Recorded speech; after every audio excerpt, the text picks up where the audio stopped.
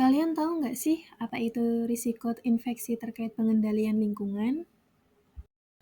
Jadi, kebersihan lingkungan itu akan sangat berpengaruh terhadap kesehatan manusia yang ada di sekitarnya.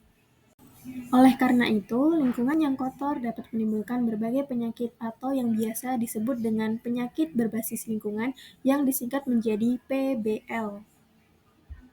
Jenis-jenis PBL diantaranya sebagai berikut. Yang pertama ada malaria, yang kedua diare, yang ketiga penyakit kulit, yang keempat cacingan, yang kelima demam berdarah atau DB, yang keenam leptospirosis, yang ketujuh filariasis, yang kedelapan infeksi saluran pernapasan atas atau yang disebut dengan ISPA.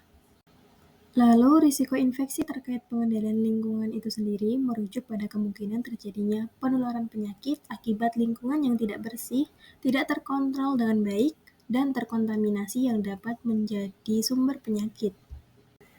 Beberapa risiko infeksi terkait pengendalian lingkungan sebagai berikut.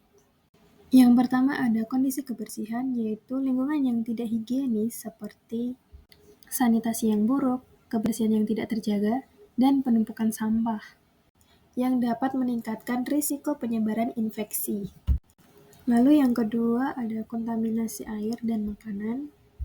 Yang ketiga yaitu kontrol serangga dan hama yang dapat menjadi vektor penyebaran penyakit. Yang keempat, kepadatan populasi yang tinggi dalam suatu lingkungan seperti di fasilitas kesehatan atau tempat umum. Yang terakhir adalah kontaminasi permukaan dengan mikroorganisme seperti meja, pegangan pintu, dan peralatan medis dapat menjadi sumber penularan infeksi. Selanjutnya yaitu keselamatan pasien adalah aspek penting dalam layanan kesehatan yang berfokus pada pasien selama pemberian layanan medis.